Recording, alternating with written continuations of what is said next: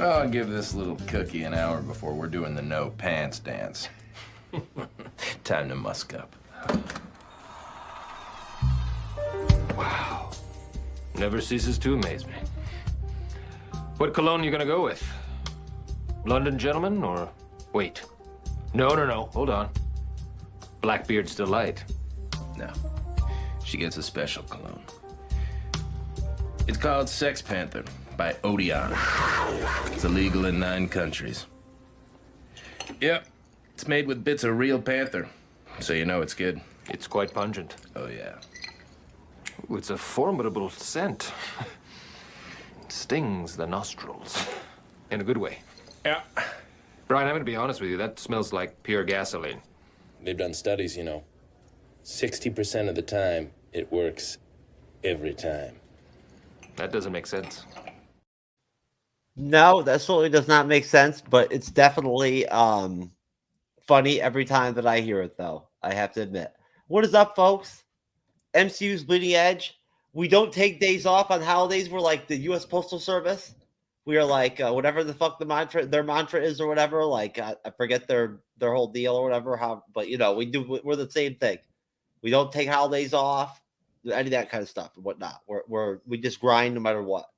So this is, I guess, what would be our first Christmas holiday special on the MCU's Bleeding Edge. What a shock! Hey Joss, what's up? Merry Christmas! And for this throwback MCU throwback holiday Christmas edition special, we have a returning regular guest in Renee, Loki's mom from the Podcast of Champions. What's up, Renee? Hey, what's going on? Same old shit. Just a different day. Merry Christmas. Merry Christmas to you too. And we have Johnny Fuentes. Is it Fuentes or Fuent, Johnny? For this purpose, Johnny Fuent. Johnny Fuent. And Johnny, I'll let you go ahead and introduce yourself real quick. Hey guys, good evening, good morning, and good afternoon. My name is Johnny Fuent, and I am from Fuent Chat with Johnny Fuent, a podcast wherever you hear podcasts, guest starring on the Bleeding Edge. There you go. You heard it, folks. And I'll try to make sure that I get a link from Johnny so I can put that in the description when we get done with the show. Well, tomorrow anyway. So basically, folks, long story short, Merry Christmas, Happy Holidays, and I hope everybody has a wonderful New Year's Eve and New Year's celebration and whatnot, and then a great 2023. I certainly hope that, Johnny, I hope you have a great 2023. I'm sure you will. I know I'm going to have one. And Renee, I'm pretty sure you're going to have a good 2023 as well. Well, I hope so. Thank you, and you as well. I think. Yep. I think 23 hopefully is going to be somewhat better. It's got to be better. Yep. There's no way. It has to be. There's no way around it. You know, not that 2022 was some kind of dismal year, because it certainly wasn't. No, you know, but I mean, I think that from an MCU standpoint, I think we're going to have a better year. You know, from a fandom standpoint in 2023, something tells me. I'm very optimistic. You know, and now that I look back at it, to tell you the truth, I don't think I really was all that optimistic about Phase 4 from jump. I really don't think I really was. I didn't know what to expect after what happened to Endgame. I wasn't cognizant at that point that we'd have this almost neutrality or this drop off. It doesn't occur to you when you're in the fandom, I guess. I mean, it's actually something I should put up as a poll, Johnny. It's like, you know, to fans, like, did it occur to you after you saw Endgame and the pandemic hit, right? You know, and COVID hit, that there had to be a drop off? Like, or did you just continue? I just kept rolling with the same expectations I always had. Well, to be honest, Kevin Feige said at first that it was going to be an experimental phase, just like Phase 1 was for the MCU, where they're going to be trying out new stuff. So, I mean, honestly, there was definitely movies that disappointed me. Thor, Love and Thunder was definitely a big one. But you did have some highlights. You definitely had Spider-Man, No Way Home, with nostalgia. Black Panther 2, you had Shang-Chi 2, not Shang-Chi 2, but Shang-Chi. And you had some neutral ones. Honestly, I wasn't a big fan of Eternals. I thought that was very disappointing, and apparently the numbers showed. One thing I'll say is when it came to the TV shows, they started off strong, but definitely ended up on a weaker note. Yes, I would agree. Renee, I think you would agree with Johnny on that one, right? I think Pretty much. yeah, it came. He called it on that one. They started Mhm. off really strong. When you look back at it now, in context of the context of having time passed, and you look back, what we initially got in those first 3 or 4 or 5 series are the best ones we got. I think.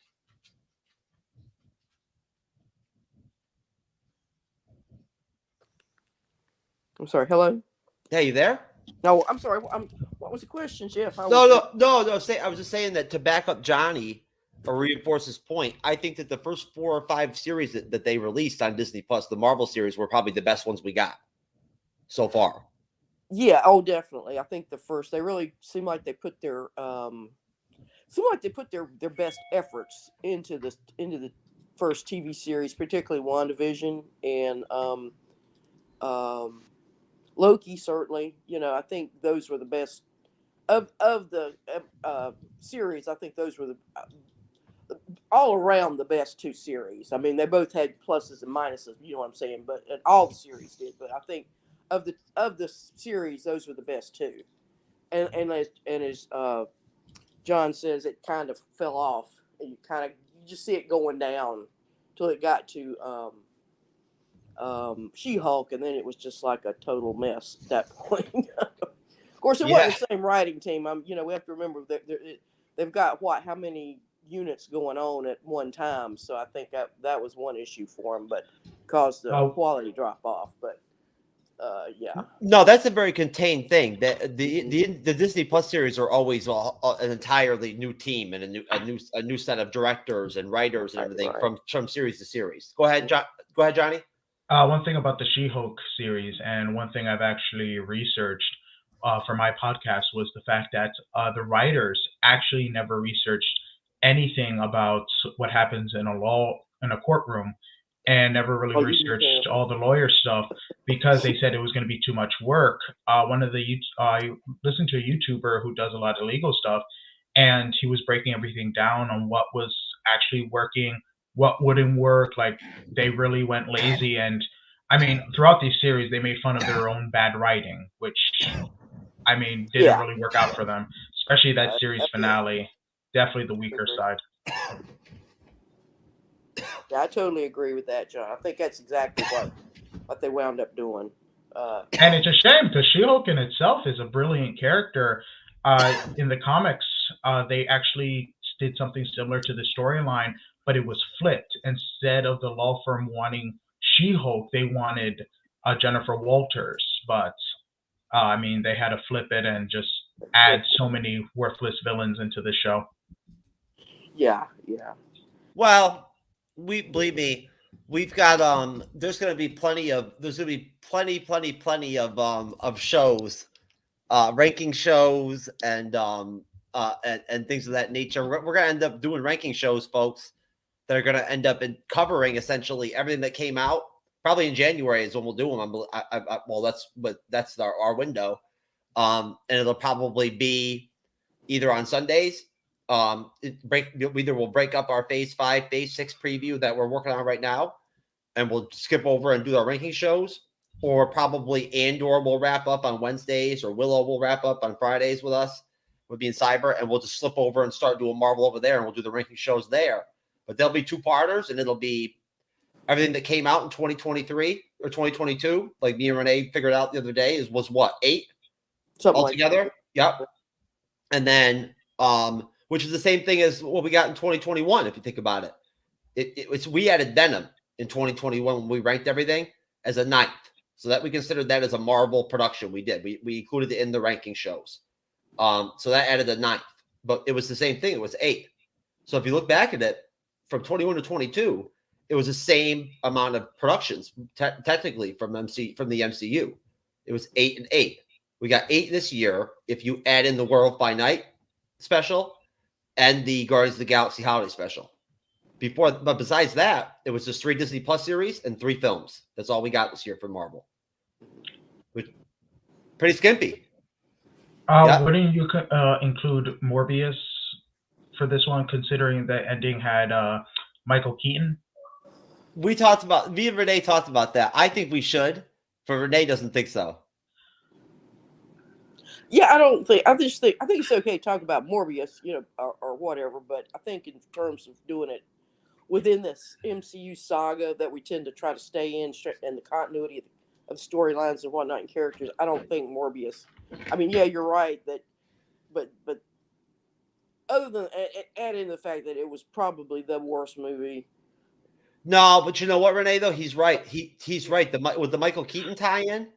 That would be the same relevance and the same evidence of reasoning why we added Venom last year. Yeah, that's what you know what I'm saying? Yeah, that's a disturbing outcome. It doesn't matter. It'll just end up being probably the eighth or ninth pick for everybody. Movie, so yeah, I mean, I don't really want to watch that movie. I don't either.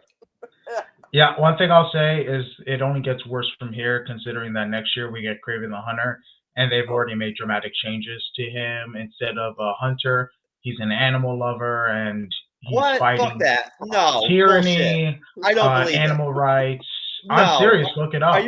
Please tell me you're joking. I am sadly not. So let's not include. Wait a minute. You're telling me they changed the Morbius fucking name Kraven the Hunter to fucking Kraven the Animal Rights activist? No, he's still called the Kraven the Hunter, except he's an animal rights activist in this movie. What? You gotta be fucking kidding me, man. I'm not. I wished I was. I swear to God. Sony is coming up with another movie, a Spider-Man villain that showed up in 2 issues called. Oh, Madam Web? No. I forgot what he's called. He's like a Mexican wrestler. He showed up in 2 issues. Madam Web has been around for a little bit, but. No, but aren't they doing Madam Web?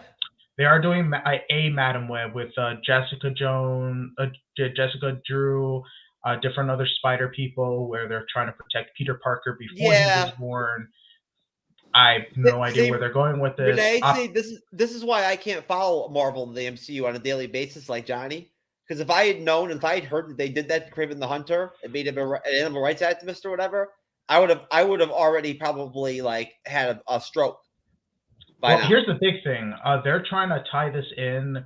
Sony's trying to tie this into Secret Wars because that's the big reset for Marvel, which is going to be the 6th Avengers movie. Well, that's We'll Johnny, please save that motif for the preview shows and whatnot and everything and whatnot. Let's actually let me finish my point. Just in that, hey, what's up, Kyle? Merry Christmas. Make sure that you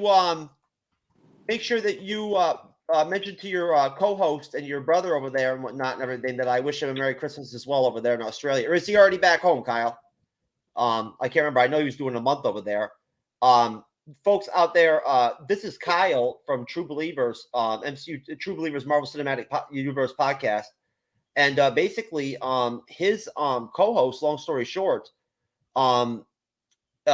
had a really tough ish period where he unfortunately he couldn't see his wife for 2 years because of COVID restrictions and whatnot and everything. She's in Australia, and because of visa issues she's been having, I guess, with the US for whatever reason. I can't remember all the exact details, but basically, long story short, they didn't see each other for 2 full years. So it's been really sweet. I don't usually pay much attention on Facebook to people's posts and stuff and whatnot, but every time I see the pictures of him with his wife and everything and whatnot and how happy they look and whatnot and everything, it does make me cry inside. I won't lie. No, it doesn't make me cry inside, but it is very sweet. But no, shout out to Kyle, shout out to True Believers. Shout out to everybody that has collaborated with us and guested with us this year and whatnot, everything. We support and love all of you. And we would be talking, of course, of Kevin. I'm sorry. This took me a minute to actually remember who the hell I'm talking about. We're talking about Kevin, Kyle's co-host. But either way, so Kevin's in Australia. That's where his wife's from. Australia seems like a really cool place to me. I'll tell you right now. I told you, Renee, I did some Bandmade reactions with an Australian guy the other day. He was really fucking dope, man. I really liked him a lot. He was a really cool guy. Okay. And I'm pretty tight with Biz too. He's from Australia. People from Australia seem all right.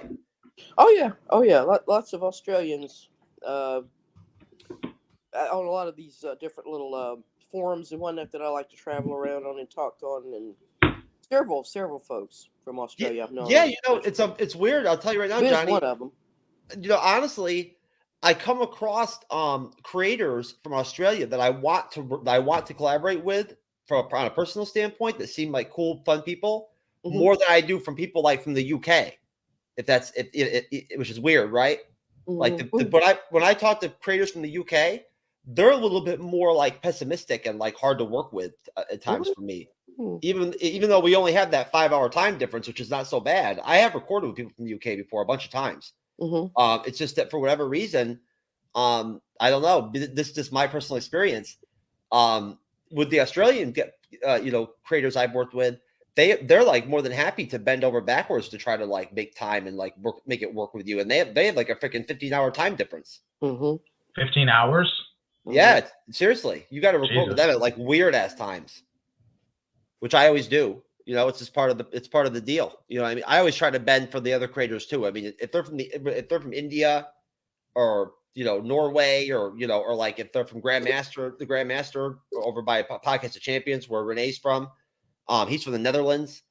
You know, I think it's like the same thing for him. I think it's like a 14 or 15-hour time difference or something like that. Either way, let's get into the actual throwback aspect of this damn show. This is supposed to be a positive holiday special type situation. So I got something cool to start off. I think you guys are gonna like it. Very, very inspiring, very positive, very festive.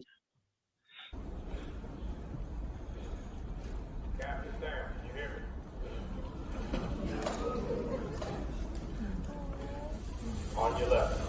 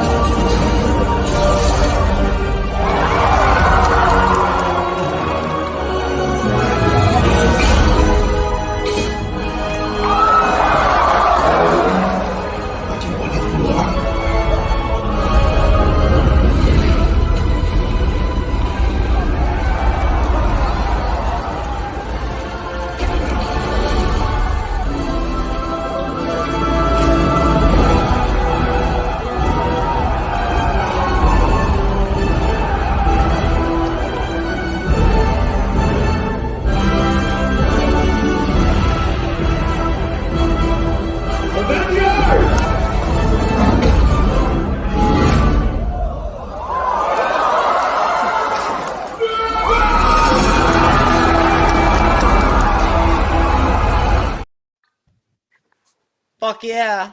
That's just dope as hell. Renee, have you ever seen one of those theater reaction videos before? No, I really haven't. That's awesome. I've never experienced an audience like that either. But you know, it just goes to show you what year did Iron Man come out? 2008. 2008. And when did this movie? When did Endgame come out? 2019. 18. Oh, was it 19? 10 years. So that was 10 years of emotion pin up. 2019 exactly, 10 years. Yeah. Just like my shirt says right here. So that was 10 years. That was 10 years of waiting for that moment. That's what the MCU did. They took from that Iron Man 10 years before, and we'll just start at that point, I think, because that's when the story really started. I think, the Incredible Hulk and a few others were kind of out there also, but really it started with Iron Man. When Robert Downey Jr. got blew up, with his own machine, with his own armaments, that's what really started the whole saga. So it ends with the whole Endgame mashup where everybody comes back that we've seen in all these movies, where they're going to come back. They're going to be heroes, every one of them.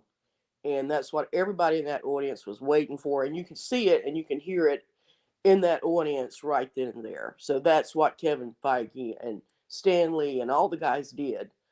They made that moment happen. You didn't see Endgame in theater? Yeah, I saw it in the theater, but it was about maybe 2 or 3 weeks later. Oh, okay. I didn't see it initially. When I go, and remember, I tend to go at 3:00, 3:30 matinee. So I'm in there with a bunch of senior citizens. See, I go to the latest. I usually, I go to the latest. Yeah. I go to the 10:40. You know what I mean, or whatever. Or the 11 o'clock. Yeah, I do. So no, when I went to see it, it was raucous. It was like that. It was like off the chain. Was it like that too for you, Johnny? Yeah, I went there Thursday for the premiere. I made sure to watch it when it happened, and yeah, I know everybody was screaming, everybody was going crazy when he threw the hammer, everyone was going nuts. But once he said "Avengers Assemble," everybody started yelling with all of them. It was just that catching the hammer experience. Catching the hammer set it up. Definitely. That got people to That was the moment. That was everybody just stopped breathing for a minute there. You know what I mean? And then when he said "Avengers Assemble," it was like, oh shit.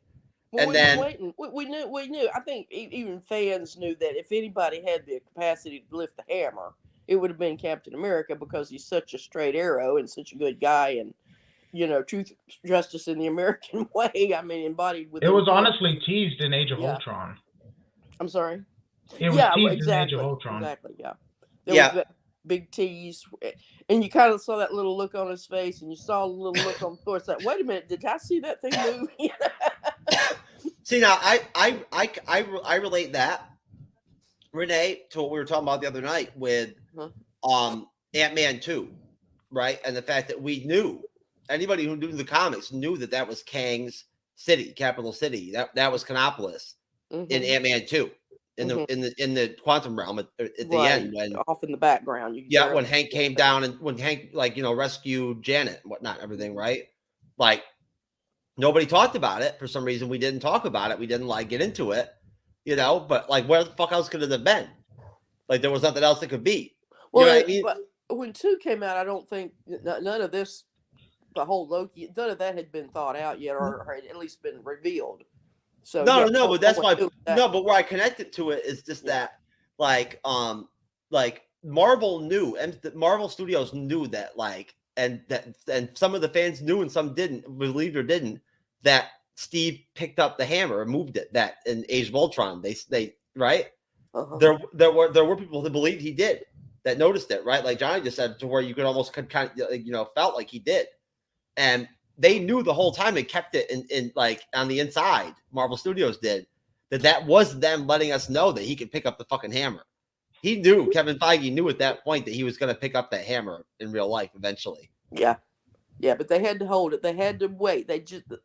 And they did it the right way. I mean, they waited till the very last moment when the impact would have been the greatest, and that's when they did it. And it was just spot on. And see, I'm sorry, but Johnny, hold on. I'll let you jump in right in after me. I just want to put out there, if anything, wouldn't you guys agree with me that? I mean, they didn't. This Endgame did not receive any Oscar nominations at all. Okay, now, and that's fine. I get it that the Academy doesn't like to nominate sci-fi stuff or superhero fare or the stuff they don't believe that it qualifies or whatever. I guess for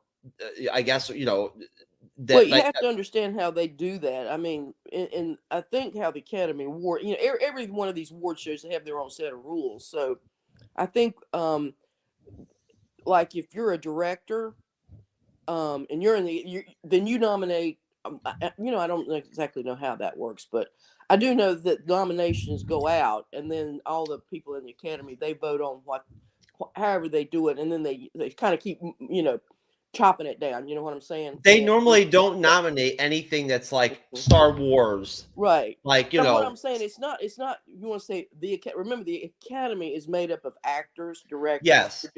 So it's people inside the industry. It's not some cabal that's sitting on them.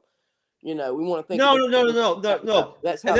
And it's not even that big of a deal to me. It just is, it's a known fact that they typically don't nominate these films, these superhero films, these tropes. They don't find them to be applicable or whatever. Right. Now, didn't Joker win that year though? Well, they did. Now, Joker was a different kind of film, but here's the thing: they gave an Oscar nomination for Best Picture to Black Panther 1. They did, which was a cultural thing. They did that because of the cultural reasons and whatnot, because of the Black community and the African American aspect and whatnot, and and all that. That's why they did it. Well, that's why they did it. You know what I'm saying? But like the thing about it is here's my point. I don't even care. My point is this: at least that like battle scene after Cap says Avengers Assemble, that scene you see is so fucking epic, especially in the theater. I couldn't even imagine an IMAX what it must look like. I've never been to an IMAX before. I think once I went to one when they first started, but it was just not. It wasn't like a full film. But that scene was so wide. It was just so wide open that battle scene where they both sides charged each other, and you saw all the Avengers running and whatnot and everything. Like that was the most epic thing I've ever seen in my life in any film. I've never seen anything more epic than that, more breathtaking visually, like what I'm saying, and emotionally together. You know what I mean? Like that was beyond anything in the Lord of the Rings films that I saw. And there was some stunning shit in there too. And that's another whole 5 shows worth of conversations to talk about that and whatnot. And we're going to friggin' review the Lord of the Rings films at some point, folks. I guarantee we will. Cyber and I have already been talking about it. We're going to damn do it. And there's going to be two-parters on each one too, to give as many people as possible to get in on those bitches. So I'm sure there's probably lots of people out there in the fandom, in the overall fandoms that would like Johnny or Renee that would love to freaking review one of the Lord of the Rings films. Only the extended editions. Oh, what is that? So, what's the difference? If they're just longer? Maybe an hour plus extra. What are the extended editions? Is it all the stuff like the film that they cut out or whatever, or something like that? Basically, that all the extra stuff they cut out, like some of the scenes from the books, they weren't able to put into the movie because they made them long. I think Twin Towers and Return of the King are like 4+ hours, maybe 4.5. We got to remember, me and Renee, Johnny, we're still using VHS cassette tapes and shit like that, whatnot, and my television's still black and white. God bless you. Yeah, me and Renee are still fucking with VHS, like what I'm saying, whatnot, and everything, and rewind and fast forward, and I'm still working on the timer, how to get it. Yeah, there's no extended options or whatever and whatnot with those bitches. I mean, it's just the first video, the first VH record player I had, but when they came out, I think I probably got one about a year or two later. But I had a remote control, but it was wired. So, it was long remote control from the over to the couch. Right? That is I didn't have to get up. That is freaking hilarious. You got to be kidding me! A remote control with the goddamn wire on it. It did. I never knew that existed. Yep. That was it, man. I thought I was in tall cotton too. Did they have that same kind of remote? I had a 2 megabyte computer. Did they have that same remote control at the drive-in porno? Well, I guess you had to put that little box click it on your window. No, but Johnny, and go ahead, please make your point. But you guys at least get where I'm saying with this. I'm not saying you agree with me, but I mean, you get where I'm saying, the concept, at least, that they should have maybe, at least from a digital effects standpoint, or whatever however you would like label that kind of, that from a cinematography standpoint. I think they did get nominated for some of that. They did get nominated for some of that. I know they had a few nominations. I definitely think they should have won for music. Yeah. The soundtrack alone is incredible. Yeah, it is. Without question, it definitely is. And no, but I mean, honestly, so Renee. I mean, going back to your point though, Jeff, I think you're right though. I think as far as it's sort of a ghetto. I think they've put these types of films, and it goes way on back. I don't think it's necessarily a slam at comic books. It goes back to science fiction, what they would consider remember these types of movies that are not, I mean, just about all of them. You look at what the big blockbusters are, whatever the highest ticket sales, whatever. Go back 50 years ago, those would have been B movies. That they would have never put that kind of money toward that type of a movie because they wouldn't have got the return on it. Not in American theaters, not at that time. So I can sort of see where there's sort of this stigma that's still on these type of stories, these types of movies, no matter how well they're done. It's just considered B movie picture fare. Bless his heart, Steven Spielberg, and he did a lot. Probably he was one of the people that brought the B movie genres out of the secondary, second string buckets or whatever. He brought that with Indiana Jones and whatnot. He finally made that type of genre A-rated, first rated. So I think it has sort of climbed from that, but there's still the stigma on it. You're right. I think Joker was totally different thing. I mean, Joker was so well done, and the comic book aspect to Joker, I thought was to the side. You could almost have excised all the comic book references, the DC references out of Joker, and that movie would have worked just as well. I mean, it could have worked as a man who's totally insane and thinks he's the Joker. There's no Joker. I actually thought that in the beginning that's how they were going to do the movie, but turns out it was actually a DC based film, which was still fine. But I'll say this when it comes to I'll say this when it comes to some of that stuff. Even now, a lot of directors and moviegoers are afraid to make regular movies that are high budget. I mean, look at the new movie Babylon with Margaret Robbie, Brad Pitt. Box office bomb, yet a lot of critics like it because a lot of people are pointing to superhero movies and saying, hey, these are taking over the genre. No one's going to want to watch a non-CGI big blockbuster movie like it was back in the 90s. Yeah, that's true. That's really turning out to be the truth. I mean, look at the movies that are and I mean, this goes back, it's not just MCU. I mean, this goes back going about 20, 30 years where that's what moviegoers want. And then you add in the fact that with television technology and whatnot and computers and streaming has really enhanced TV. Go back, like I say, 30 years ago, I'm still looking at a cathode ray tube. That was the movie experience in the home was no better than that. So you had to go to the movies just once a week, or every other week just to see some quality, eye candy or something. But when the whole paradigm has changed over, and I think that the whole industry they're trying to adjust to it.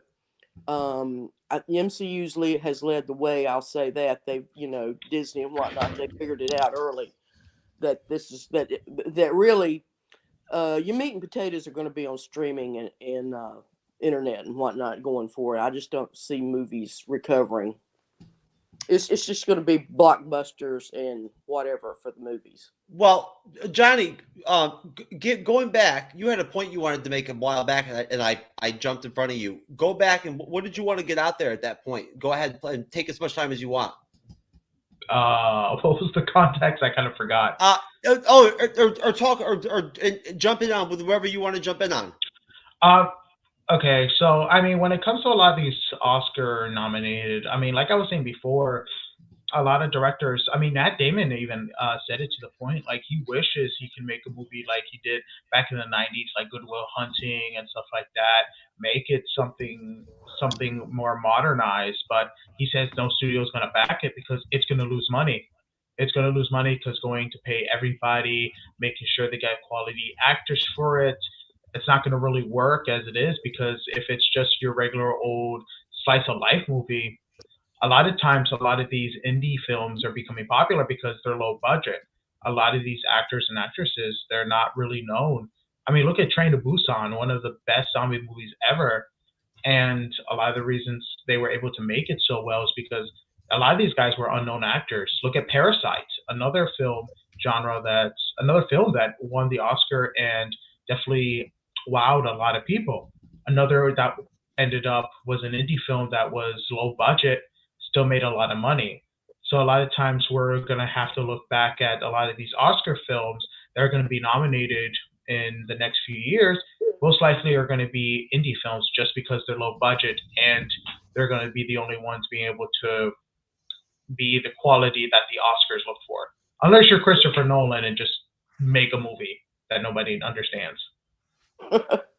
Yeah, but even so, it's going to have a lot of visual impact. All right, so we've got right here. These are the nominations that Endgame got. So from the Academy Awards, they got Best Visual Effects. They got nominated. They didn't win. And then besides that, that was the only one. There was one. They got one nomination.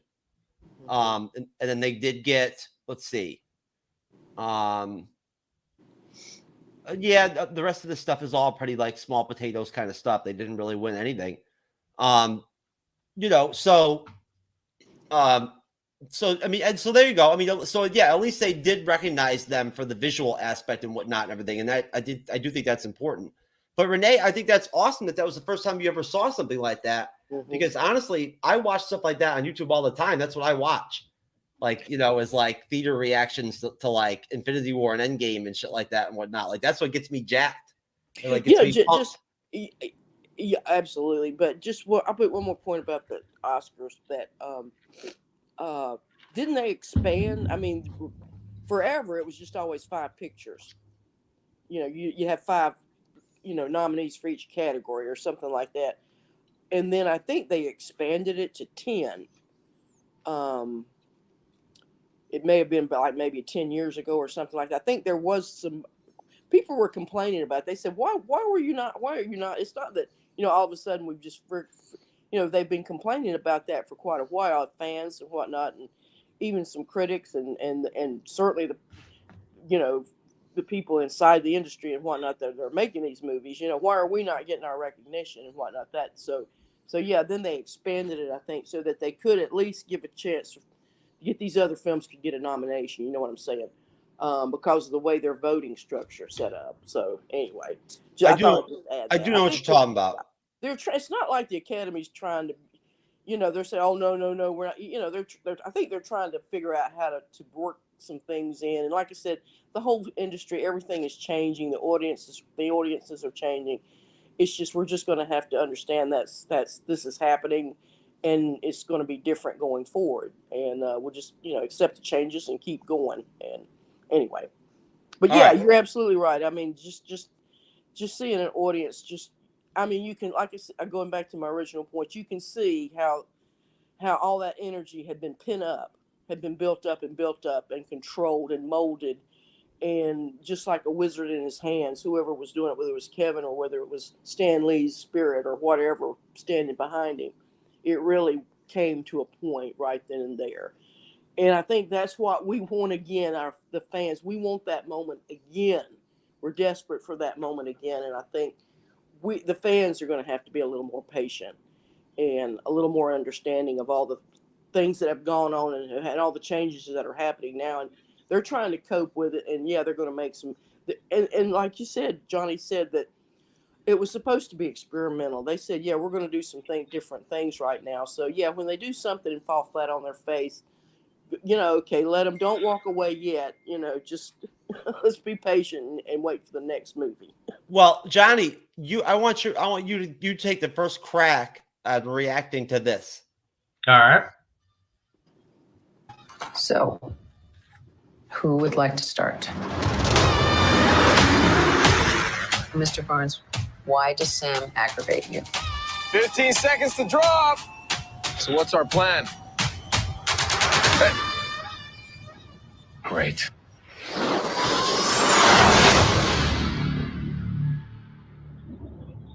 Superheroes. Oh, this is a great shot. Cannot be allowed to exist. That's a great shot. I have no intention to leave my work unfinished.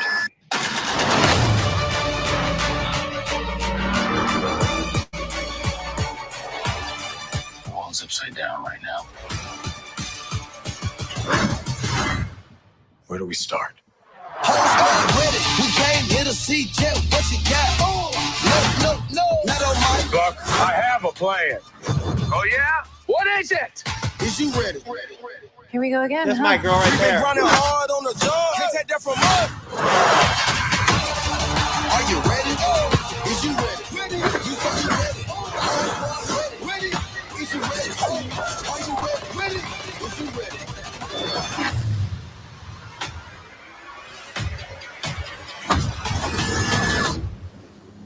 Hello, girl, kick your ass.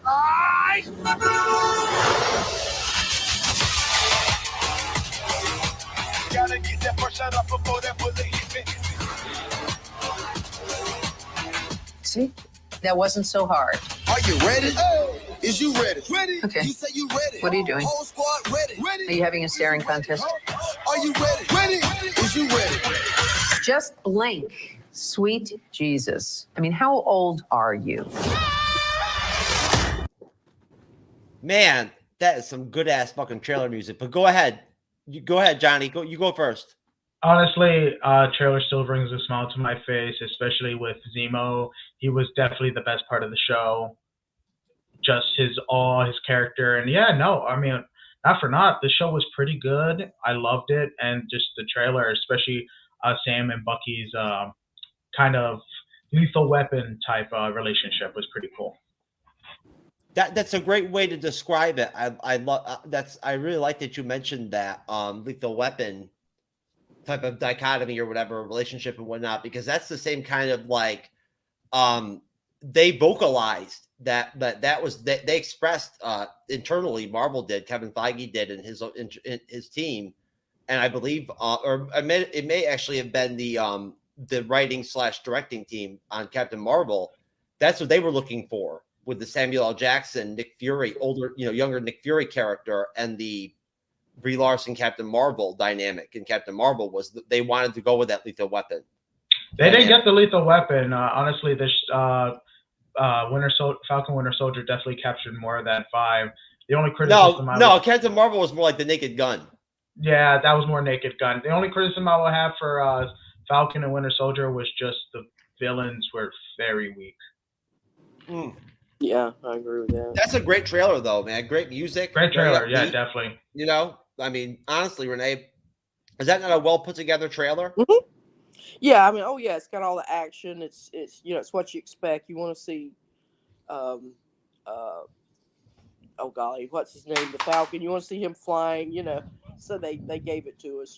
What to expect. And the series, yeah, it opened up with the action, which I loved. I mean, that whole first scene in the first act of the first episode was just nothing but action. So and great, well done. So yeah. I mean, I think that's what they said they were going to give us, just a lot of action, a lot of buddy cop stuff, and funny. So yeah, the trailer matched the series pretty much. But I agree with Johnny that the villains kind of. I think it. Yeah, I don't know where they were going with that. So. But I'll tell you, and where I'd like this to relate to both of you would be this: the Falcon and Winter Soldier for me was probably the first series where, I don't know if this is something that all fans experience and whatnot in the fandom, or this has to do with my traumatic brain injury, possibly maybe in some way, or it's a neurological thing or whatever. But or a combination of the two, I'm not sure, but basically when we reviewed or maybe the fact that I do this, I review these series episode by episode, right? Like I'm in this content creation deal, you know what I'm saying? I'm a YouTuber and whatnot, and we look, so I reviewed Falcon and the Winter Soldier. It was the second Disney Plus series we did after WandaVision, right in the beginning of the MCU's Bleeding Edge, back when we had Perry Ramsey. What's up, Perry? As our third co-host, me and Cyber. And I'll tell you, I was critical of, and Cyber will tell you, I was critical multiple times during the series especially the finale. I was very critical of the finale during the time that we watched it and whatnot and everything. I was very, very unhappy with it. I really was. Now I don't know what, but that's, I mean, being a fan, being a part of the fandom is a living, breathing thing. Just, it's an ebb and flow, just like the MCU. Right. Like, I mean, we all have our own personal lives and our own demons and family issues and kid issues and, medical issues and bullshit and drama and whatnot and everything that affects our lives. That's going to affect how you view and how you perceive and how you review, or what kind of attitude you bring to like a review show. One night, like you might be an asshole that night. But either way, over time, especially once they announced the Captain America 4 film, right? That was just huge for me as a Captain America fan.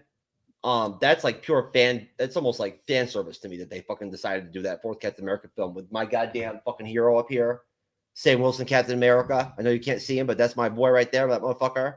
He earned that shit. He earned that shield. You know what I'm saying? And I'll tell you right now,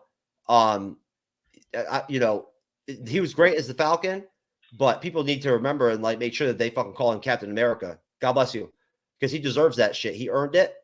I wish Anthony Mackie nothing but a great 2023.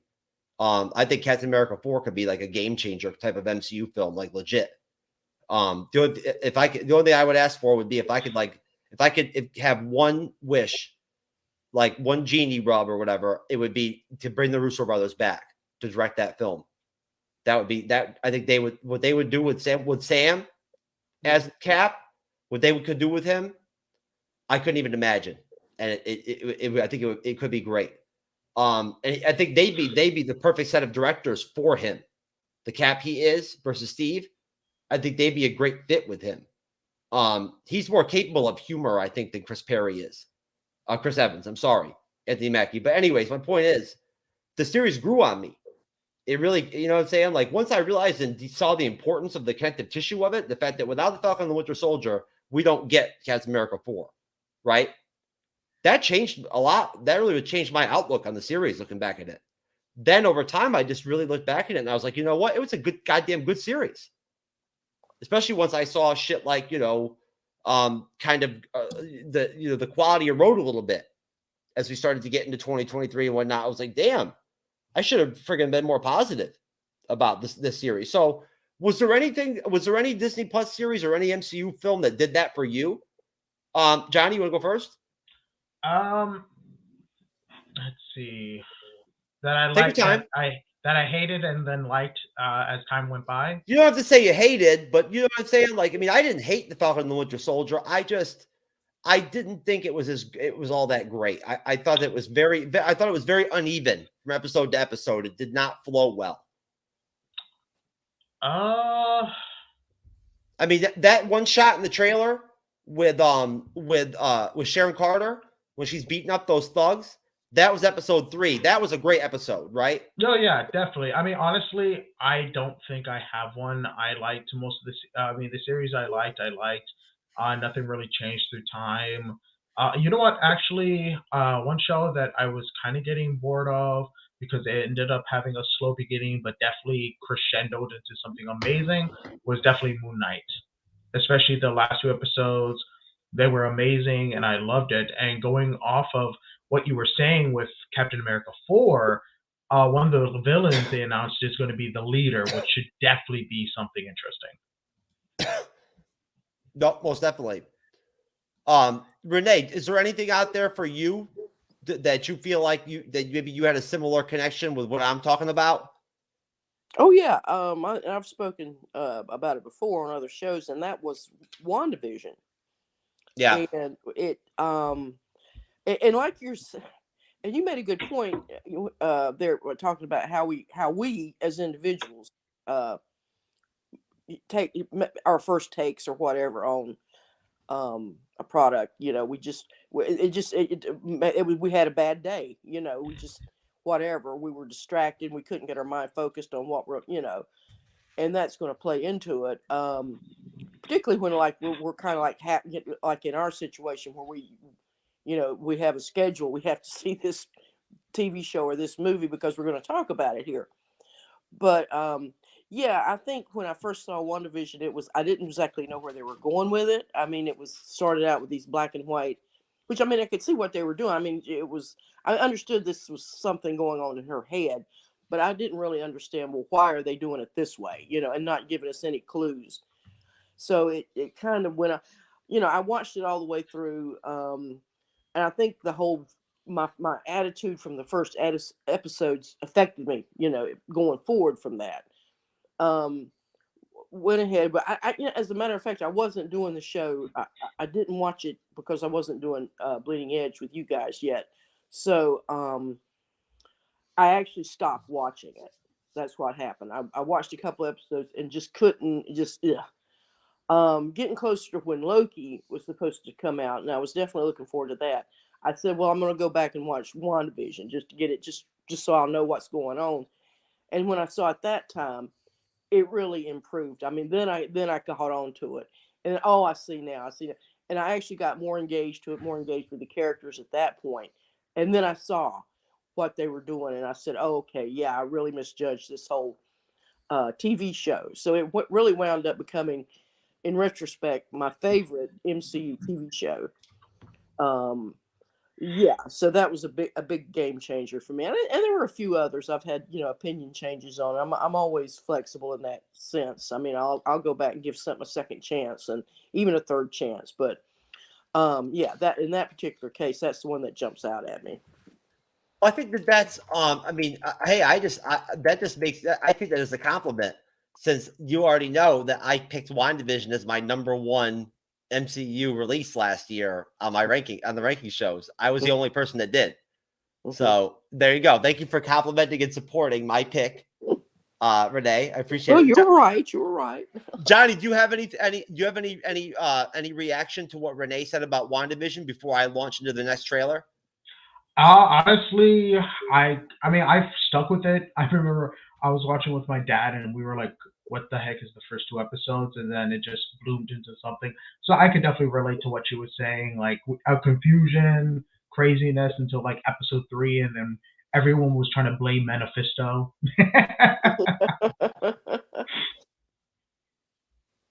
Yeah, no, and that's one thing, and again, we'll say this for another show, but the buzz during WandaVision, that first Disney Plus series that the show evoked, right, was just so unique. Like it was a different buzz than Endgame, right? It wasn't a buildup. It was just this fervor of like this new concept now of these Disney Plus series, and the fact that everybody wanted, was Magneto. I thought Magneto might even pop up in the damn series. I really did. Like I was ready for Magneto to pop up, and I'll tell you, you guys are going to be surprised with the next trailer I'm going to drop on you. This is a reaction. You're going to like this, Renee. This is not, instead of the reaction mashups that I usually do, this is going to be an actual straight up, like one YouTuber reacting. And I'm not even going to tell you, it's going to be a surprise what the actual trailer is. 1, go. So begins the end. Oh my God. For Lord Darkseid. God! Glad you goodness in this art! I've never seen a being as strong. Maybe one. This trailer is fucking awesome. Soups is back. I love this guy. I spent a lot of time trying to divide us. Bat Tank. I made a promise to him on his grave. Listen to the music. Yo, this music is giving me goosebumps right now. I need to bring us together. Oh, look at that shot. Enemies coming. Look at that shit, Johnny. It's time to unite. Amazonians. Uxus. Oh, the dome is red now. The world is divided. Zeus. No protectors here. No lanterns. No Kryptonians. There you go. It will fall in its name. Look at Darkseid. I have turned worlds to dust. This is fucking dope. All of existence shall be mine. Look at that Let's go! There's music! Oh my God! Black suit! Second chance. I am not gonna waste it. They said the age of heroes would never come again. Oh my God! Oh my! Omega beams! Omega beams! I don't care how many demons he's fought and how many hells. My heart! He's never fought us united. God! It's time. Silence! Understand. Fight. No! The time is now. No! Oh my god! Oh my god! Oh my god! Look at that fucking shot. Oh my god. Damn. Talk about an end shot. And they didn't even like try to like make that linger either. It was real quick and then over. You know? What do you think, Johnny? That is a fucking sick trailer, man. It is, but it kind of loses its magic once you realize it's all for naught. The Snyder Cut wasn't. The Snyder Cut was all right, man. I liked it. Well, I'm not talking about this. I'm not talking about the movie. It's well, okay. Let me rephrase that. I'm talking about the fact that the fact that we're not going to get the Snyder, we're not going to get the rest of it and everything. And exactly. Yeah. Like we're hitting a huge reset. No of the actors. I mean, the only person who's staying is Jason Momoa, but he's being recast as Lobo. I know. I can't believe that shit. Are they actually?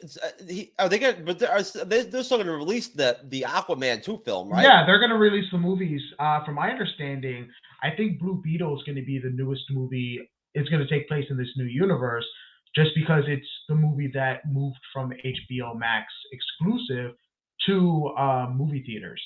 So my belief is it's going to take place in this new universe because it has no references at all to any of the other heroes that were previously there. Again, save it because Johnny, believe me, brother, we've got plenty of shows coming up where we're going to be talking DCU, right? And there'll be plenty of and brother, I'll have plenty of opportunities. You'll be tired of me reaching out to you, to asking you to come on the show. You know what I'm saying? Just ask Renee and everybody else. I bug everybody. I'm like, come on, I know you want to come fucking grind with me, baby. People get tired of my shit, but no, I'm just kidding. It's not like that. But no, man, believe me, you'll have plenty of chances, bro. We're gonna be covering all that shit. I'm probably gonna add a 4th show here soon. Like I'm gonna expand us beyond 3 and go ahead and do it like a Thursday show now, pretty soon. I think just to grind out more live streams, man. Do more, have more space for more content. We're covering so much different shit now. There's not enough space for Marvel. I need another night. Another show just to be able to fucking do the MCU, man, to the extent that I want to do it. If we're going to be the bleeding edge. So anyway, that's another conversation for another night. And then plus Renee knows I'll tell you about it another time, Johnny, personally on the phone. I have this whole X-Men project I want to do where I want to do this whole fucking huge X-Men thing and just go fucking crazy on it and like go nuts, like, and just make a shitload of different content, live streams, recorded videos, fucking anything X-Men related, review all of it, all the Fox films, all the animation, all the animated, all of it. Just do all of it and make a playlist out of it and everything, and just get a bunch of fucking creators together and whatnot, and just jam that shit out and do something positive for fucking the fandom. You know what I'm saying? And whatnot, instead of all this negativity. We're getting the X-Men eventually, so why not start that build up? But either way, another conversation, folks, for another day. That's me subliminal. That's me in a very subtle, sneaky way plugging future content for the audience right there, Johnny. Just so you know, that's a little tricky little industry type shit there. No, I'm just playing. But no, but that's a dope ass trailer though, in real life though, right? Seriously though, isn't it? Yeah, no, definitely. That's a good fucking trailer. That shit with Go ahead. So especially with the Martian Manhunter tease in the trailer. Oh yeah. What about Darkseid? Oh, Darkseid was fantastic. I mean, I definitely liked Darkseid. I loved how they redesigned. I went back to the original for his son. I can never remember his name, but yeah, no, everything was fantastic. Oh, the guy that does the voice is great too. Oh, obviously, that was one of my biggest disappointments is that he didn't get more screen time. Yeah, Renee, you've seen that trailer before, right? For what? For Snyder Cut? No, I had never seen. No, I had never seen that. What'd you think of that? That's the trailer for the Snyder Cut, the Justice League Snyder Cut version. Yeah. I mean, it was pretty standard. I mean, you got a lot of the. I couldn't really see a lot of it. It was kind of cut down in a little box there. Yeah, I mean, standard. I mean, all the heroes. I mean, I was watching the guy more than I was watching the actual trailer. Yeah, it's. Yeah, you kind of lost me on the DC stuff and a lot of that because I don't really follow it that much. I mean, I didn't even see. I think I did see the first Justice League in the theaters and went to sleep. I didn't because I was in one of those really nice recliners. And I'm sorry, you okay? I'm fine. Okay. Yeah, but it was, and I went to sleep. So, and then when I saw the Snyder Cut, I watched it on television. But and it was a big improvement with the exception of the musical interludes, which just at that point I just want to vomit. But yeah, whatever. I mean, like I say, I'm not that heavy into the DC, so I'm kind of not a good person to go to opinions about that. It's a great trailer. I thought it was a really well done trailer. You know, the Snyder Cut's great. I'll tell you now, Renee, we're going to review it this year. We're doing it. I've been wanting to do it. We got to get it out of the way and just knock it out and do it. So you better be prepared. If you want to get on that shit, you're going to have to watch it. I'll give you my HBO Max shit login information if you need it. I got your back. But no, the Snyder Cut was great. I thought it was great. But no, I actually have a non-screen shared one that I think you guys will enjoy. And here we go.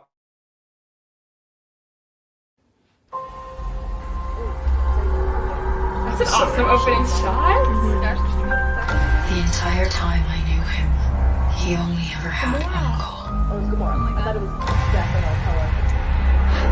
to wipe out half the universe. Yep. He gets all the Infinity Stones. He can do it with the snap of his fingers. That's awesome. That's awesome. What's his name again? Thanos. That's so cool. What a great I hit him! Yeah! Oh, they had the Infinity Stone colors on the Marvel. Wouldn't students see who he was then? Yeah. We have one advantage. He's coming to us. So I'm making suit? Yeah! Oh, that's so cool. So that's what we use.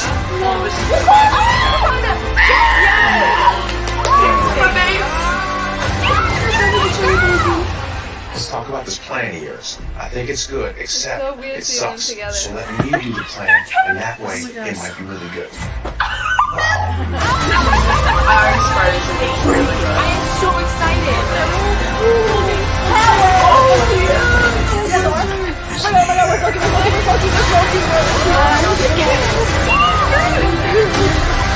When I'm done, Whatever, they'll be Avengers. Oh my god! humanity will still exist.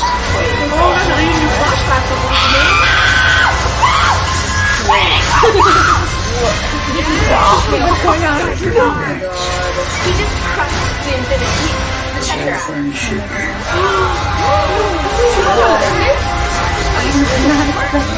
Oh my god.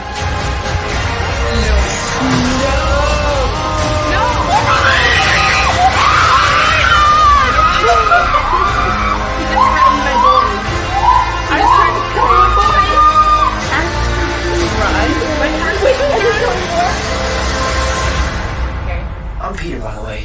Doctor Strange. Oh, you're using your made-up names. Then I am Spider-Man.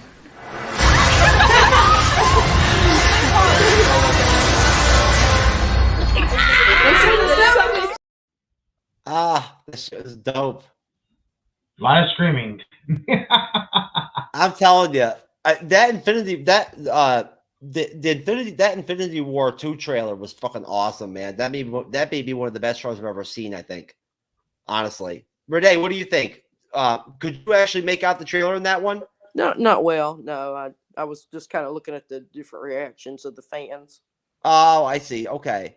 Well, I actually have, believe it or not, I didn't. It's not that I was prepared for that, but I actually have regular trailers like loaded up and whatnot and everything where there's no reactions. It's just straight trailers for us to talk to. So I'll just switch to that. Okay. But Johnny, I know you've seen these reaction videos before and whatnot. And everything, some of these before yourself and whatnot. I'm sure here and there, right? You probably seen that one before, right? I mean, that one particularly, no, but I've seen a bunch of them, and honestly, it's still just magical. Seeing for the first time everything going into 2018 with Infinity War, all the superhero groups coming together, it was just magical. And I remember going to see Infinity War opening night, and just being in awe, everyone cheering, everybody just being quiet. It was just incredible. Yeah, I'm telling you, there's I recently was reading this article about the actual, there's a guy that's actually doing a psychological study on why people actually are so into reaction videos from a brain standpoint, like neurologically, what it is or whatever that's going on, that's firing or whatever, up there, that's causing people to be so attracted to these reaction videos. And when it boils down to it, it's essentially all it boils down to, at least based off this guy's premise, is just that seeing other human beings doing the same things we do or have done, or seeing the same things we've seen or listened to, and then relating to them in a positive way where we see them enjoy it just like we did. You know what I mean? Or like do it a similar way we did it, the way we did it, or something even higher, more. There's just something in, human nature wise and that gives us enjoyment out of that. Yeah, it triggers endorphins in our brains. Yes. For community, because that's what we kind of lack now. We don't have a lot of community experience, and particularly in the last few years. I mean, with COVID shutdowns and everything, and people haven't been able to go to schools. You haven't go to churches, wherever your community, wherever you're, you meet up and have that communal experience where you're talking to different people and you're seeing different faces and each other in those aspects. You're reinforcing each other. And I think that's what this psychologist is probably getting at, without reading anything about his study, just based on what you told me, was that that's what he's looking for. What happens in the brain? What neurons trigger, and what endorphins will that also release in our brains that will give us a euphoric, a happy, contented feeling? And I think that, so absolutely, these reaction videos, I think, stand in for that. It gives us a chance to see other people, like, as you say, behaving the way we are, and that reinforces our behavior as being positive. Damn, that's a good fucking trailer. All right, Renee, I know you can see that one. Yeah, I saw it. Well, it was a little herky-jerky, but I saw it, yeah. That's a good-ass trailer, right? Oh, yeah, absolutely. It's far better than the movie. Oh, yeah, without question. But trailer-wise, though, I mean, trailer-wise. No, the trailer-wise, that's a good trailer. It had all the good action scenes, that from the movie. So, yeah, they kind of spoiled it. They gave you all the meat and potatoes right then and there. But, yeah, the whole... that really made me want to seeing that trailer made me want to see the movie. Absolutely. I mean, because that like you say, that final shot where, the flames and everything, and you can tell the cape and the ears and everything. And so great trailer. The movie, kind of a snooze. Yeah, I don't think it was a snooze, but Johnny, what did you think of that? Did the trailer, was that a driver for you? I was already all in just off the teaser Batman trailer. Honestly, the one thing that the trailer did was reinforce, it just dashed everybody's doubts about Robert Pattinson, because that was the biggest thing that a lot of people were going after, which was kind of weird, because for me, it kind of reminded me of when Heath Ledger was first announced as the Joker, and now he's regarded as one of the best Jokers. So for me, this helped dash a lot of my doubts I had for Robert Pattinson. And honestly, I actually loved the movie. I thought it was really great, telling a story. Not to mention we're getting HBO Max series, and it's just expanding its own universe. I like the movie too. I think it was too long. I think they could have cut like 20, 25, 30 minutes of the film, and like it would have been more tight. And it would have I think that the film would have came off better. Like the energy of the movie would have been better, I think, if they would have trimmed a little bit of the fat. Yeah. I think that especially the finale of the movie and whatnot, like the final, scenes, they really string them out, and they're kind of boring and shit and whatnot and everything and whatnot, So it was a little anticlimactic, but it was a good movie. Matt Reeves is very, very talented. He really is, and that shot at the end of that trailer, where they flip the fucking shot from Penguin's perspective, like horizontally, to where he's on the ground, and you see Batman like that. Like, and then it morphs into like the Batman, the red Batman, which I love. The red. I love the choice of Nirvana for the trailer music for both the trailers. They use that same. You don't see that very often. They use that same Nirvana song for both trailers. And you know, I'll tell you right now, the Willow series. The best part about it for me so far has been the soundtrack.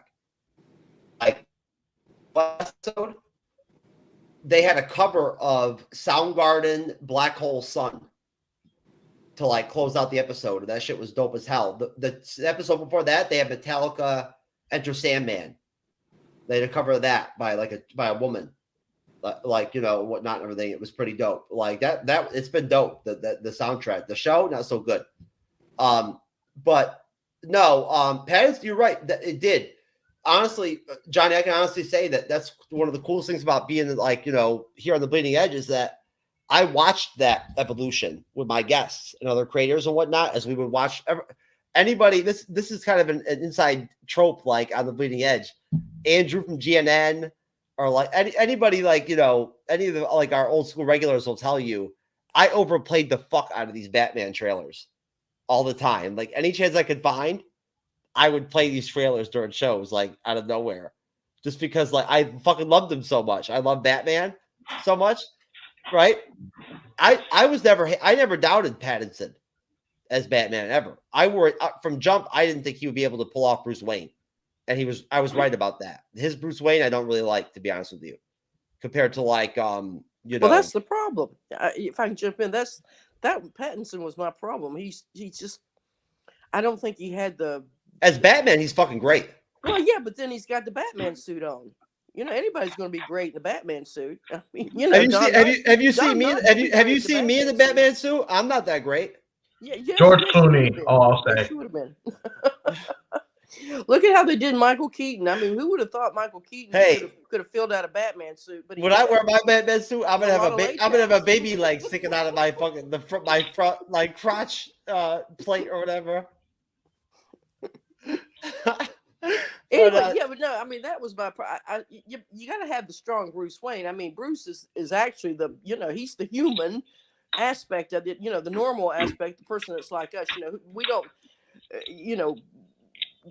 Of course, he's a rich guy, but even so, he's still a regular human being. He's not somebody who puts on a bat suit, who runs around in a bat suit. So, I mean, you have to have the balance of the two sides of Bruce Wayne's character, the Batman and the Batman. Like I say, the Batman always has the suit and has all the gizmos and the fans. Johnny, she's right. The fans, the fans expect that. They do. They expect it. What I'm hearing is your favorite Batman is Christian Bale. Is from what I'm hearing. Mine is.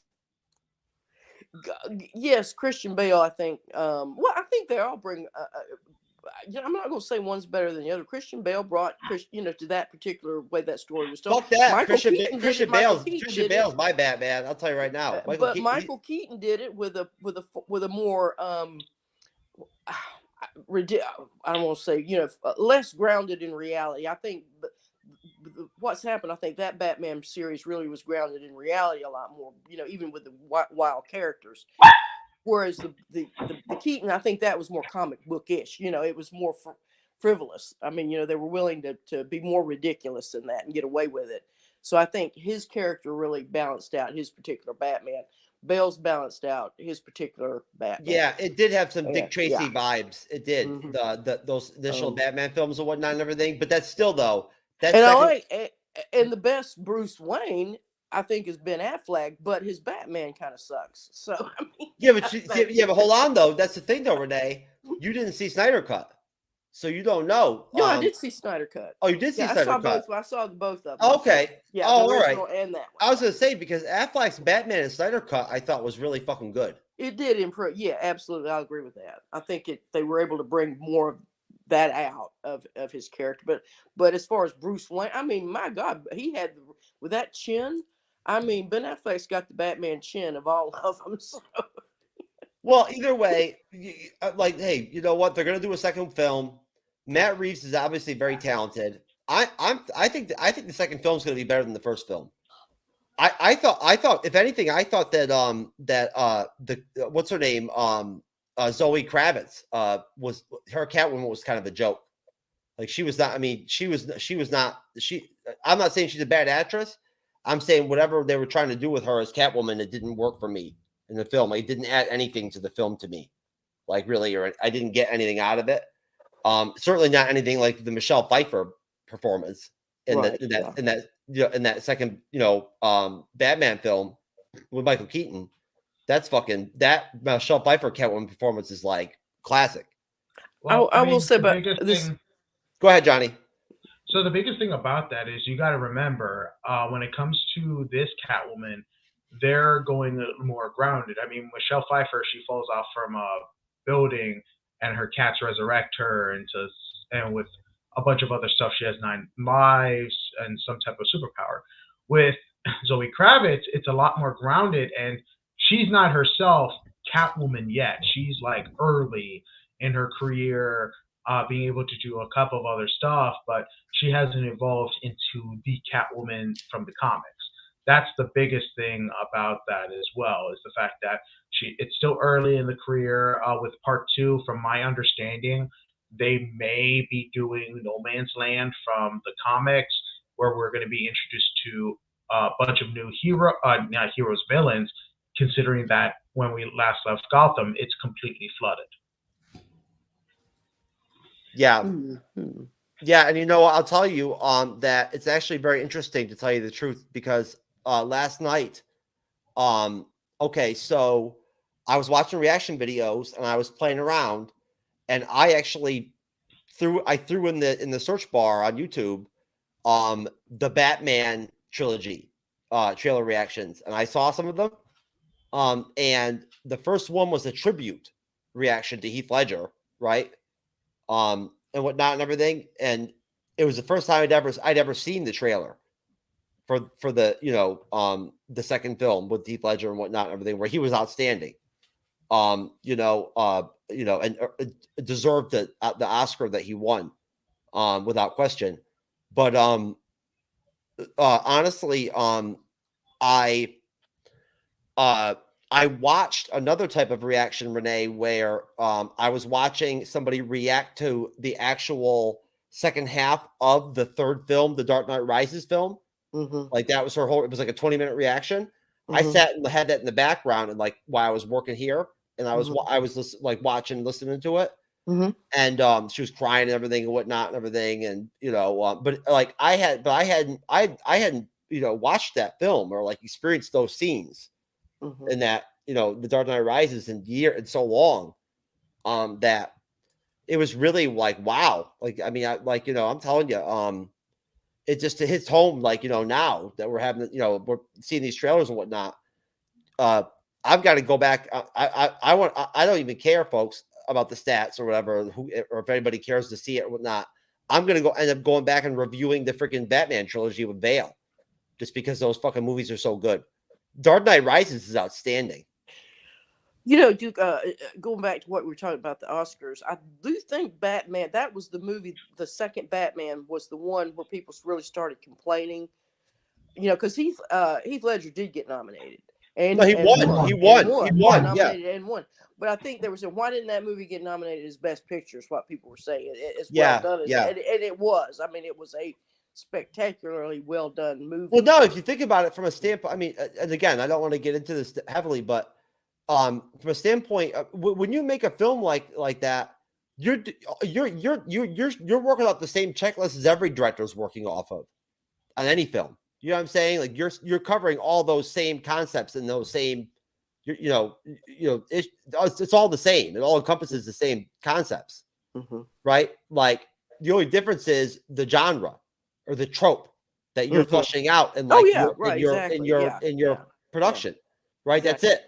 So at that point, it's, in a way you're kind of taking away from the people who behind the scenes that produce the films. You know what I'm saying? Like, when you don't nominate them for these awards because of the fact that they're superhero films. right? Right. Yeah, I think you make a really good point. I think there should be. I think that the cultural and societal relevance of a film, that impact should matter and should be weighed in on. I'm trying to think. I think Johnny, would you get what I'm saying with that? Yeah, no, I get what you're saying. Don't you think that should be taken into consideration to some extent, in some way? I'm not saying like a fan vote or some shit. I'm just saying, like, you know, once you have something like Endgame or whatever, or Infinity War, you know what I mean? That fervor, that buildup that there was and everything and whatnot, how big it was. That's impactful. That should matter. It is impactful. It does matter, but I mean, some people will argue that it's not, that it's just child stuff, but I don't know, man. It's probably going to take another few years before it gets to where we want it to. Well, still though, at the same time too, when you make a lot of money, when you make the Endgame is the second biggest box office film in history. Oh, it is. Like that should matter too. You know but box office doesn't affect our rewards and stuff like that. That's the biggest thing too. I'm just saying that there should be that these things should be connective tissue to like this nomination process and whatnot, to where these things they should. There's a relevance to what people get out of. There's a human level, a human connection. Well, I think one thing we consider, and particularly going back to where it's like it's inside industry that's doing all the nominating. There's going to be some jealousy there. Particularly when these movies make huge amounts of money, and get all kind of fan accolades, and people are just screaming, out for these particularly, I think with the directors, you look at somebody like Sam Raimi. I mean, the fans just almost, lying. I mean, he's like Orson Welles of, the comic book genre, but he's not really that respected otherwise in Hollywood. They just see him as this goofball director, this weirdo director.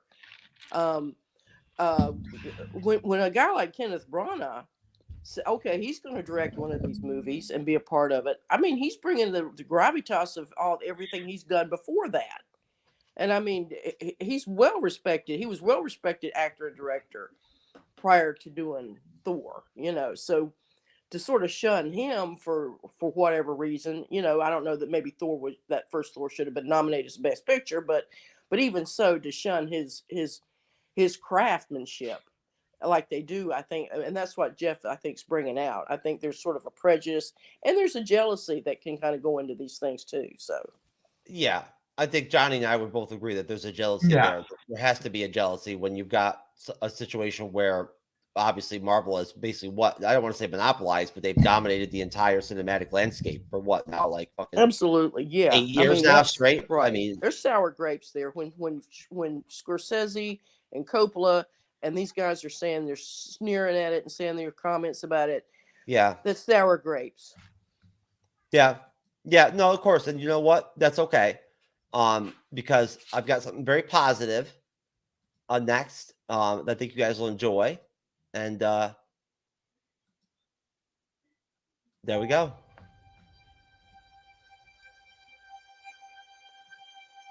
I love being with people. It's the most incredible thing in the world. What are you doing? Oh, this is nice.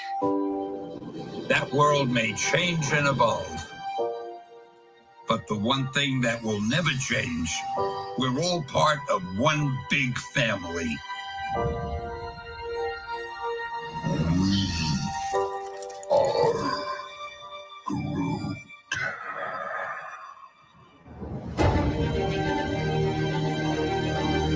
That man next to you, he's your brother. That woman over there, she's your sister. Higher, further, faster, baby. That's right.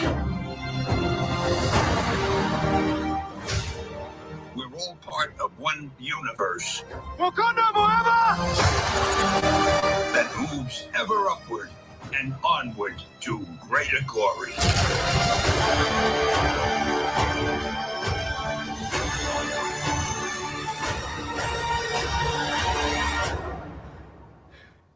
On your left.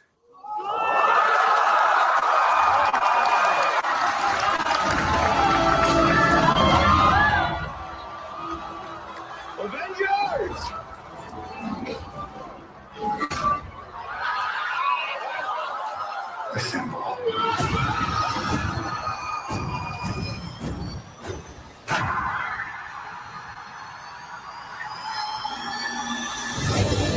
I've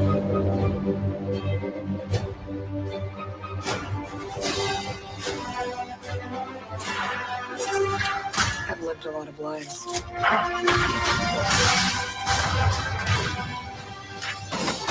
But I'm done running from my past. We have unfinished business. Who's we?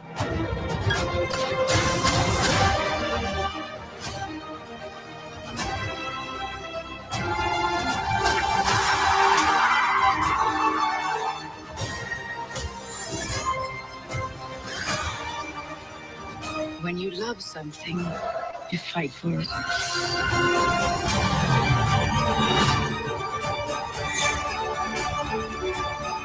We're the ones who changed everything.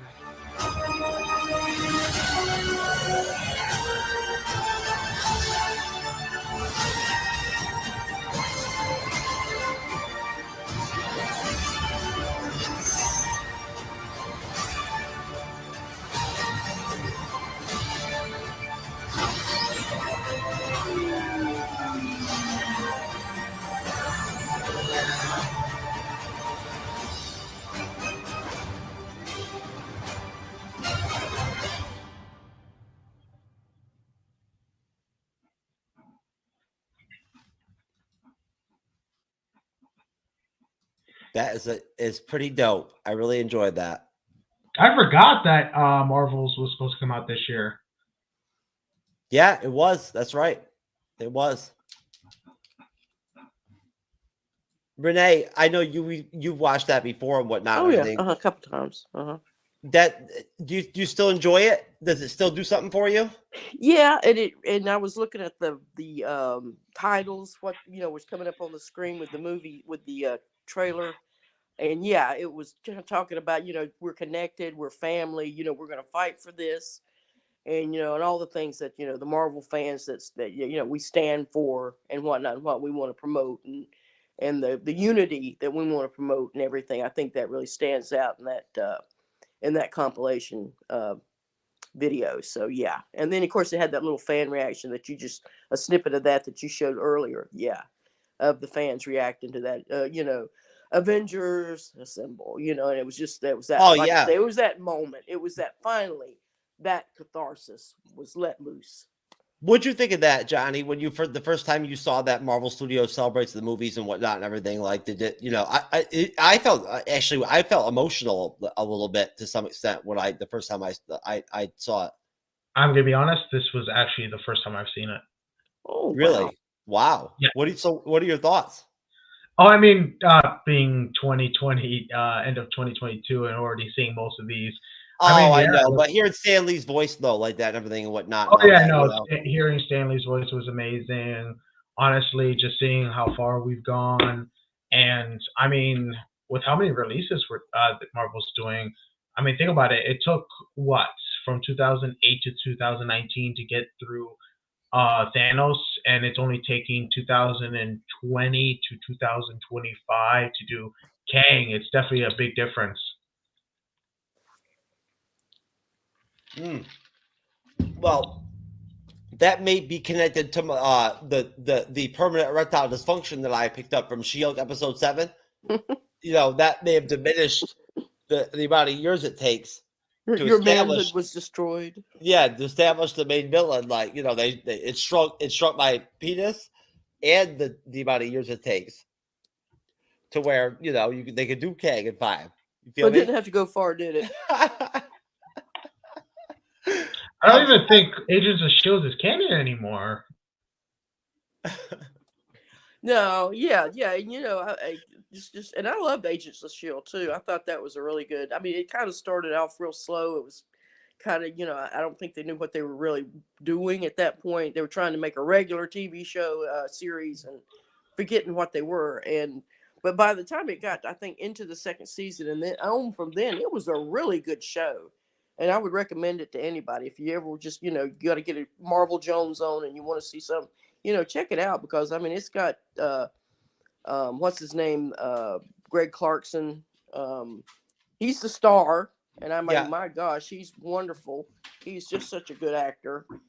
And, what's his name? Agent, Coulson.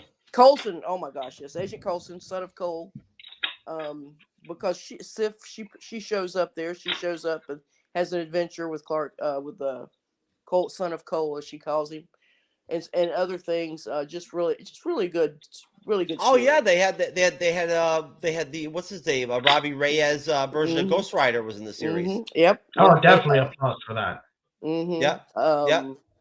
They actually dealt with their own little multiverse type saga. They did, yeah. In that, and they had time cops also. They had those they were robots though, but they had this ability to transverse time and whatnot. And they would go hunt down people that were screwing up the timelines and whatnot. So they sort of had that in there. And then I think they kind of even went to a couple different verses. They wound up in another verse that wasn't the originally one they started at. So yeah, it got wild and it was just a lot of fun. So yeah. Well, and it's on Disney Plus, yeah. So you can look at it anytime. Oh, Johnny, if you got to go, man, that's totally fine, brother. Thank you for using the private chat to get a hold of me about it and whatnot and everything. So we'd be happy. We'll let you go, brother. It's Christmas. It is Christmas overall, man. Yeah, I loved having you. Loved having talk. Definitely. Yeah, brother. Listen, we were happy to have you on. Thank you for coming on, like out of nowhere. Renee, I talked to Johnny at 4 o'clock about this or 5 o'clock or something. So and he manned up and whatnot and everything and jumped on and whatnot. And so, he's a pro. He's a pro. He's a trooper. So we appreciate that, Johnny. We really do. We respect that over here in the Bleeding Edge. Thanks for jumping on with us and whatnot and everything. And like I said, man, we've got a lot of really interesting Marvel fun, fun fan type content to make. I'm looking forward to it, especially the Andor this upcoming Wednesday. Oh, that's right. You are doing Andor with us on Wednesday, aren't you? Yep. Oh shit! You know what? I better write that down and remind myself. Here I am. Look at me, Renee. I probably forgot this already. Johnny is on Andor. And folks, I'm going to use this as a plug right now, shamelessly. We're doing Andor episode, I believe it's 9, on Wednesday, this week coming up. I'm not sure what that date is exactly. What is it, the 2nd? I don't know. Oh, either way. On this Wednesday coming up, we are doing Andor episode 9. Johnny's going to be on with us. Jassam is going to be back with us again. My friend over there from the left coast over in California, my Rizzle buddy. Syra will be there. I think it's actually my turn to moderate too. Hey, you never know at that point what the fuck might happen. But Andor has been pretty damn good so far. And Renee may end up having to go and watch it at this point. Just because every time she doesn't think something's going to be good and doesn't watch it, and then I convince her to watch it, it ends up being really good and she loves it. So, right, Renee? Yeah. There you go. So most of the time. Yeah. That's why I advised you not to get involved with Willow. Yeah, right. Yeah, I wasn't, despite the marvelous music, I wasn't. No, Johnny. Listen, please go ahead and before you take off, go ahead and mention your podcast really quick and whatnot and everything, and how people can find you on TikTok and all that and whatnot, because that's how I found you. Yeah. So if you guys are definitely interested in following me, I am on podcasts. I am on Spotify, Apple Music, Apple Podcasts, Pandora, Stitcher. Just look me up at Fuent Chat with Johnny Fuent. Right now I am on hiatus until the first of the year, taking a little break. But yep, 31 episodes in, and if you want to listen to my TikToks on what I have to say in the meantime, it's Johnny Fuent. So yeah, check me out on wherever you hear podcasts. It's been a great honor to be with the Bleeding Edge. Merry Christmas to everybody. And yeah, I'll talk to you guys later. See you guys. All right. All right. We'll see you soon, Johnny. All right. Bye. All right. And now there are 2. Yeah. So anyways, folks, Renee and I think, Renee, honestly, how long have we known each other? Has it been over a year? About a year. I think it was just right after first of this year that we hooked up. I think, yeah, probably in January, somewhere around in there. Well, I'll tell you, honestly, it's unfortunate, what ended up happening with the, over at the champions and whatnot and everything and all that. Mm-hmm. But at the same time, the fact that I have you that came out of it, Mm-hmm. is, one of the biggest Christmas presents I could have gotten. Oh, thank you. Thank you. So honestly, I don't know what percentage to credit to, how to proportion or whatever, how well we do with women, to you, right?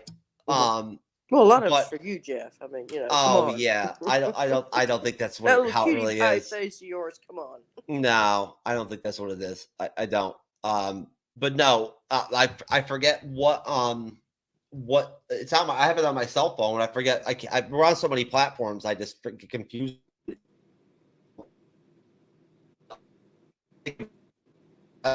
You're breaking up, Jeff. I'm breaking up. Yeah, you've been freezing up a little bit throughout the show. I've been freezing up? Just a little bit, not bad, but just a little bit here and there, a little herky-jerky. I wish you would have told me that. Well, it wasn't bad. It wasn't bad. So, yeah, we could understand what you were saying. Oh, well, geez. Well, I'll have to check. I guess, yeah, I'm on, my Wi-Fi is down to 1 bar. Yeah. So it's not looking very good, to be honest with you. They had, I talked to you earlier, with all the cold weather and everything that's going on. Of course, you've been dealing with all the power issues and internet issues and, Wi-Fi and whatnot. And it got so cold here, and I was telling Jeff about it earlier. When I came, it was at about 7 o'clock Thursday morning. May have been Friday morning. I'm not sure which way. At this point, might have been Friday morning. At 7 o'clock, power went off. Now it's 11 degrees outside. And the first thing you think, well, I paid my power bill. What's going on? But then I realized, everybody had that, and I just thought it was something local. And a little alert came over the phone: Duke Power, yada yada, should be back on by so and so. And well, it took about 2.5 hours. No heat. I'm all electric. So I'm sitting here bundled up, and I'm at the point, I'm going to have to, well, if this keeps on, I'm just going to have to go somewhere else. And, but then the power came back on, thank goodness. But found out later we were having rolling blackouts. Duke Power in our area, North Carolina, in this area, they had to do that because the power was being drawn so much. They had to do that so they wouldn't have a big power grid crash like they had out in Texas. So last year, so that's what's going on. So, and I've actually been getting alerts. Duke Power, please turn off all your lights. Power down as much as you can. And so anyway, yeah, and that's just a good advice. For anybody, anything that you don't have to have on during these really cold snap night. Turn those lights off. Whatnot. Take it down. Make it easier so that everybody can keep their lights on and whatnot. So that's just a little public service announcement there. There you go. And I really appreciate that. Thank you very much, Renee, for putting that out there. Really quick. And like I said, you've been struggling with it for months now, for over a month, and you've just done a magnificent job with it, and just been a real trooper about it, and kept your shows going and whatnot. And so little herky jerkies and whatnot, we understand and we forgive, and it's all okay. Oh yeah, it is what it is. I'll tell you that honestly, I wish that folks, if you out there, the majority of you that pick up our views and whatnot and everything are people out there that don't catch us live, but just catch us in video form on YouTube, and which we basically consider almost like, I guess, our home platform. At that point, I'll tell you that you should think about going and checking out all of the House of the Dragon reviews that Renee and I did, because we did a great job. It was a great series, and I'll tell you, I can't wait for season 2. I promise you, Renee, I'll have T-shirts for us even though nobody will be able to see your T-shirt. Mm-hmm. I'll still send you your T-shirts for House of the Dragon season 2. I'll have it on, and see if you can make a mini T-shirt for Lady Death Lady. She would love to have one. Maybe I'll figure out one for her. There you go. Maybe we can make that happen. She's back in her Dior tonight. She loves that particular gown, and there was a movie that's out that came out. It was real popular. Mrs. So and So goes to Paris. Mrs. Harris goes to Paris, and she's because she goes there, she's going to buy a Dior gown, and so Lady Death Lady was inspired by that movie.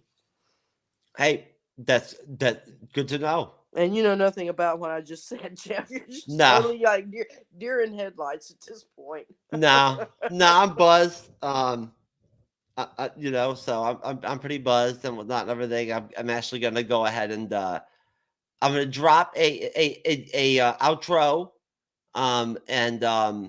Renee, well, I'll talk to you in the studio, but thank you very much for coming on and doing our first holiday Christmas special. Yeah, how about that? Yeah, I really appreciate it. Mm-hmm. Sometimes it may be good, sometimes it may be shit.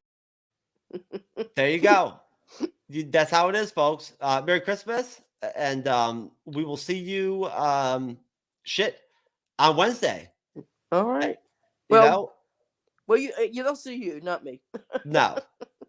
I'll see, but you'll see her back on Sunday when we go back. When we go back. When we go back to Phase 5, baby. Yeah, we gotta pick that baby apart. Secret Invasion. We're gonna be. we gotta solve it, and we're gonna send all of our results. I think we're starting with Secret Invasion. We're gonna play the trailer, and we're gonna be breaking down the series. So yeah. All right, folks. We'll see you next time.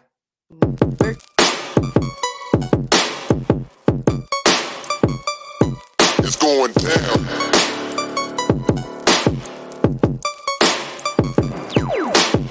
It's going down.